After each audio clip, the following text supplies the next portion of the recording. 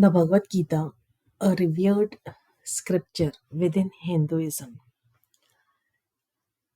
It is thought of as that Hindus are the ones who read Bhagavad Gita. But these days we find that all over the world, everyone is reading Bhagavad Gita. And with respective of whether he is a Hindu or a non-Hindu, and coming from any faith or religion. So Bhagavad Gita it imparts profound insights into the concept of karma and its implications on an individual's spiritual and worldly journey. Now, the wisdom as shared by the Lord Krishna, in the Bhagavad Gita regarding karma, what is it? Many times, even I myself have read Bhagavad Gita in my um, in those days when I felt the need to go beyond what I knew and to have a knowledge more which is different from the general day to day, whatever dealings. So, and the novels, I like to read novels, and there were many intelligent ideas in those books, and the books by the the bestsellers books. So I used to like reading those books, but never did it come to me that I must have a complete reading of a Bhagavad Gita sometimes. Um, so when I got the opportunity, I went through and I never knew it has such a deep insight, profound insight into the concept of karma. The karma, as it is understood by many, is that the activities, day to day activities that we do, they are karmas. Like working for the family, pursuing a career, and for students, it's like studies, then hanging out with friends, etc. So they're saying we'll do our own karmas and then we'll leave the rest to the Lord. That is the general way people do. They don't even know what is karma. So, Bhagavad Gita gives a profound insight into the concept of karma. The Let us understand the wisdom that is shared by Lord Krishna in Bhagavad Gita regarding karma, virtues, conduct, and influence. In the Lord emphasizes the importance of virtuous conduct, especially for individuals of influence or renown. Their behavior significantly influences others in the society. The message is very clear, like your actions can inspire and guide others. Um, so, a leader, one who is in a leadership position, I'm talking from the corporate point of view. In the corporate sector, a leader is or a manager, he is looked at with great expectations because he's the one who lays down all the plans for the further execution of whatever the project and its deadlines, its success criterias, etc. So people look at him with great expectation for inputs. Why? Because they are also performers. So they look at the leader with great expectation because they are also excited to with so many ideas and they feel they can share with this leader or the manager. And if he's the one who is appreciating of all these ideas, then there is a very healthy there's a very healthy workflow that follows and the interaction and then the success of the team at the end. It's memorable uh, what undertaking for each one of them, a learning. Um, they it, it is a platform for them for learning, and it becomes a case study kind of in the history of um, all their deadlines whatsoever. So anytime in the future they can come back to this as a case study. So such things. So then how a leader should be. The Bhagavad Gita gives a very beautiful insight into this. how a leader should be.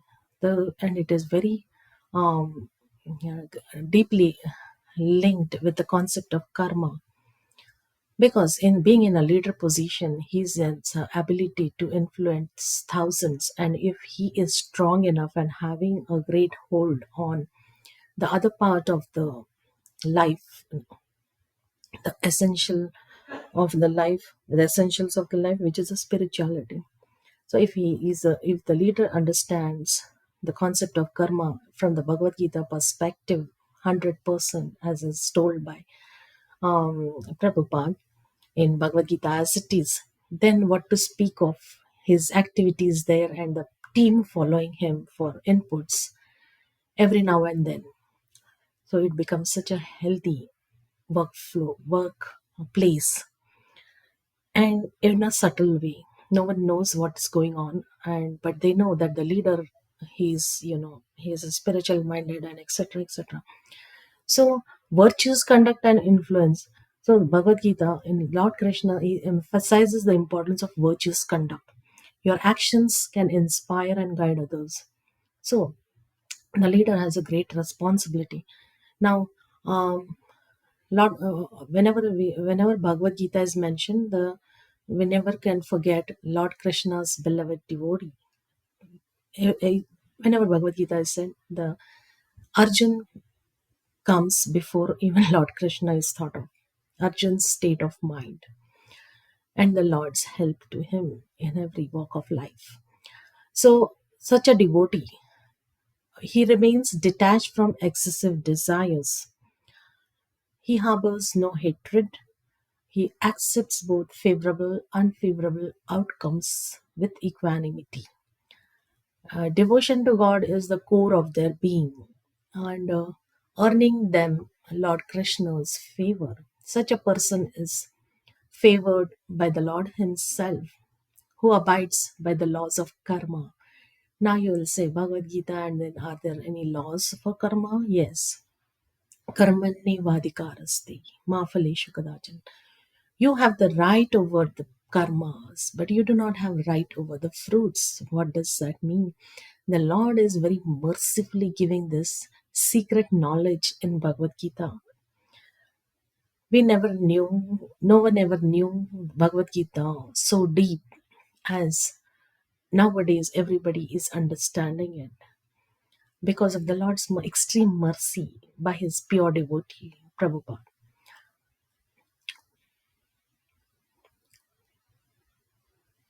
So, uh, such a person will definitely get Lord Krishna's favor.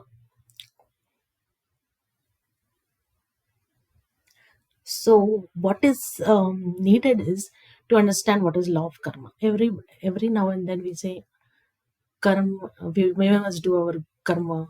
The rest will be taken care of. That was my part of karma. I did it. Rest I leave in the Lord's hand. So, the Lord is telling here that you can only do your activities, but you have no claim over the results of it. And such a deep knowledge provided by the Lord. Do your karma, but you have no control of the fruits. We easily say that I have done this, I must get this. Everybody, student, whether a professional, whether in a household life, the wife or the husband, they justify their actions saying that I have done my duty, rest is up to you. It was not my part. The wife says, I have done my duty towards the children. Then when it comes, then it takes altogether different dimension. So in every walk of life, each one tries to justify that he has done his best in the karma, and rest I don't know.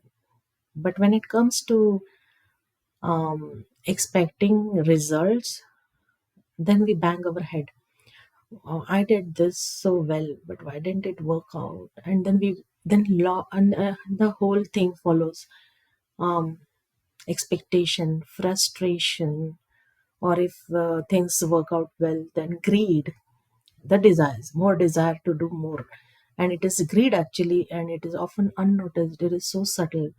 You want to justify your actions with some reason, and then do it, pursue it, not knowing that it was not even required at all. Sometimes this may happen, but nevertheless, the Lord never recommends inactivity in any of the situations. He says you have to do your karma, but remaining inactive is not what is desirable. So something or the other must be done, and then everything needs to be done with a goal in mind. Of course, no one does it without any goal, just for the sake of remaining busy. Even if you have such a like lazy mind, is a devil's workshop, they say. So something or the other must be done to remain busy. Then that is okay. So that is also a goal, to remain busy. Then to remain busy, what will you do? You will take up some college degree at the later years in the life, which in the West many people do. They even take up research work, they even get a doctorate, they even go for many other activities which they have never ever done in their youth or in their life, and it becomes it becomes a laudable, it becomes as deserving laud and applause. So such things, to remain busy was the goal. And then in the pursuit, some perfection came, and you improvised and you became a achiever, right? So then you feel at the top of the world that I never could have done this thought did not occur, but somehow this I achieved. And then it may also like getting a gold medal at the age of 90 in the doctorate course. So many things, the goals. So, inactivity. The Lord says, never remain inactive. But what is goal is not purely understood. It's not that you have to keep doing karma and not remain active, so you must keep on doing some other activity. So, what is karma? Any activity done to please the Lord is karma, is actually a karma, and its fruits will be in your hands if it is perfect. The Lord says, do your karma, but don't, you have no claim over the fruits. But the Lord has extended his mercy, showing that even the fruits are in your hands if you understand carefully what is karma. Karma means actually karma means that which pleases the Lord. Any activity which would result in the Lord being happy is a karma, because he will note it, no one else will note it. That is what is said. Any karma that the Lord notices is karma. Any activity that the Lord would notice that made him happy is karma. Meaning the fruit of it will be given by the Lord. And it is in his world, in the spiritual, on the spiritual side, it becomes a karma. Means karma means that which Lord will notice, and akarma, it becomes akarma means the fruits, you will not get its fruits in the material world. The fruits are purely in your hand, in that Lord gives.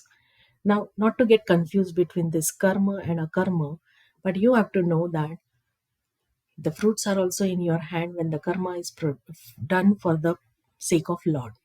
That is what Bhagavad Gita is teaching. So the Arjun's dilemma, his confusion, his bewilderment, all these things, and then finally his understanding of the Lord's desire, and then fighting on the battlefield and winning the battle. So the karma was in his hand, he fought, and what was the result of that? He was the winner. The Pandavas defeated the Kauravas. The Kauravas lost the war altogether. And who was the winner? Pandavas. And who in special? Arjun. Why? Because he fought on the request of the Lord, on the advice of the Lord. And that is why the karmas that he was doing, the activities, were no bondage at all. He was killing, it seems he was killing people on the war, the battlefield, but the Lord was the one who was noting all this. And he did not write it as 0 out of 100. He gave him 100 out of 100. In a layman's term, that is the way we understand more easily. So, in all those activities, he got the Lord's favor. And the result was bhakti. He became Bandhu. Krishna ke Bandhu ho gaye Arjun.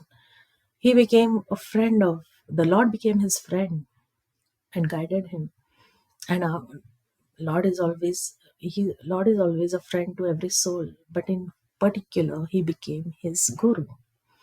So that was the effect of all his this activities on the battlefield, and the result was so pure. So the karma theory, one must understand that any karma that is done to please the Lord does not cause any bondage in this material world. Otherwise, one has to suffer the reactions, and one cannot understand and does not have any intelligence to understand why he keeps on doing certain things over and over when it does not even give himself any pleasure. So, for whom is he doing the activities? When they don't give himself pleasure, not how will it please the Lord? It's in any way, and still one keeps doing such activities without knowing the consequences or even pondering over what the consequences are. So, at such times, having a book on like Bhagavad Gita helps. One can read it, have a deeper insight, go over the pages again and again. And if you are very much willing to understand and looking for real good solutions to your concerns, then the book will really help you. So, um, the Lord says in Bhagavad Gita, the individuals have a right to their actions, but not to the results. So even when you're performing, now comes the concept, now comes the question of when you are doing activities for the Lord. So what are the results? Can you understand what could be the result? So one cannot understand. It is so vast. The Lord wants to make you understand the same. You cannot understand the result of a karma either in material world nor in the spiritual world. But doing any karma for or activity for the Lord is a good thing. But the results are not in your hands, yes, and you cannot even gauge what the result could be. But how will you then understand whether what you're doing is right or not? And um, there is also a scale to gauge this, and these are the instructions given by the Lord himself, how you must conduct yourself. When it is said virtuous conduct, then it is about not harming anyone in the first place, not causing any harm, not doing anything with an intent to harm others. And then there are many things like controlling your anger, then curb your greed, then manage your lusty desires, like what gives you pleasure. Many times this goes unnoticed, and each time we have to wonder whether we are on the right track or not. Sometimes if somebody fails and you get success, you feel happy, so that's also not good. And what to speak about good people, and if you say some demon gets his fruits of his karma, and then you feel happy, that's also not right, because it doesn't make Lord happy. Then why would you enjoy when a demon or a harasser is punished, or whatever? So that's also not right. So it has so deep insight. The Bhagavad Gita gives such a deep insight into the karmas and their reactions. Um, so if you read this, definitely yes, you will get, and because you're believing in the Lord himself comes into your life. Whether otherwise, if you read any other book which says the same, but the Lord is not the focus, Lord is not at the center, then this will not work. So what is karma? It depends on for whom the activity is done, for whose pleasure the activity is done. If you're doing it for Lord Krishna, then you're on the right track. Then again, there are many more things to it. You can understand it in more great details as you develop your interest and the desire to keep reading such scriptural texts as Bhagavad Gita and then further Bhagavatam, Srimad Bhagavatam. Then you will get to know more on this, on that thing.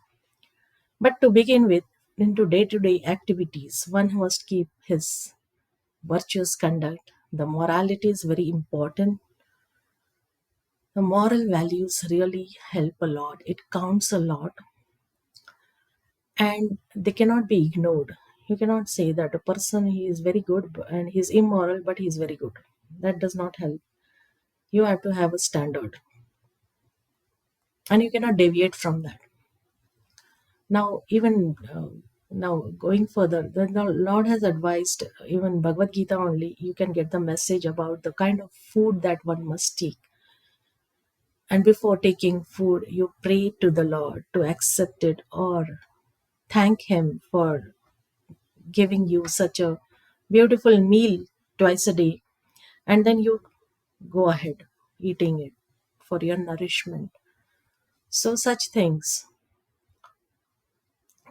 So, all these day to day activities can be offered to the Lord, and one has to keep himself clean in virtues, through virtues and moral values. There can be no compromise in that. So, Bhagavad Gita advises against fixating on fruits of one's action. And then the fruits, what does it mean? Not you have right over actions, but not the fruits. Why? Because this is the Lord's instruction and we must abide to it. What if we do not abide? It is okay, like you do certain work and you are not happy with its quality and then you want to improve. So the result was the quality was not good. So such things you have to do. You have to rationalize between what is needed and what is not needed. But if you go beyond that, then whatever is required of you must do it. But if you go beyond that, the greed develops, then you may suffer, and that is not good for anyone at a given point of time. So we in Bhagavad Gita you can understand that there are six like why what is material world about, what is spiritual world. The so-called people always use this word spiritual world, but they don't understand what it is and what distinguishes spiritual from material. So such things, and then you'll get to know that once you develop a desire, then how the greed comes in the way, and the lust, then you don't want to do it for the Lord, you want to do it for yourself. Such things creep up. So because you had an eye on the fruits of actions. So there's such deep thoughts. Bhagavad Gita encourages you to ponder over for your own betterment. Instead, focus on performing duties without attachment to outcomes. So the message of Bhagavad Gita on karma, in a short, karma is integral to life. One cannot escape karma at all. Sometime, something or the other, even if you say a person is unconscious, he's lying on the bed and he's not doing any karma, no, but he's breathing. Breathing is also a karma. It also it also involves a ego, subtle ego, so it is karma. Now, so karma is integral to life. You cannot say you can escape karma at all, and you cannot get out of this cycle of karma and its results, the fruits, without worshipping the Lord. Now you say, is it conditional? Why does the Lord do such things? So that is why you need to understand Bhagavad Gita in deep. You have to read it, understand it, and it is a question, it's a quest. You cannot blame directly without understanding it incomplete. So you must read it and approach it selflessly, dedicatedly, and righteously. The karma. Action should be performed sincerely, regardless of results. Now, action should be performed sincerely. Sincerely mean there should be no cheating. One cannot cheat oneself at any given point of time. You will say circumstances led me to this. If you get cheated, you should know that you got cheated. You cannot say no, I'm not cheated. When you are cheated, no one can ever say that. So sincerity, to explain sincerity, this example is given. If one cannot cheat oneself, so action should be performed sincerely, regardless of results. By releasing attachment to outcomes, the peace of mind that is often sought of, and the equilibrium, like this equanimity, equilibrium, some equilibrium is attainable. In summary, the Bhagavad Gita's teachings on karma, they are very deeply relevant, and they guide seekers to a meaningful and a purposeful life. Lord Krishna's wisdom, it serves as a timeless source of guidance. Why it is timeless? Timeless is not like a timeless in music industry, or timeless in history or something. Timeless is eternity. When it is said timeless in regards to Lord Krishna, it means eternal. And eternal means that beyond that which is beyond this material world, beyond the three modes of material nature.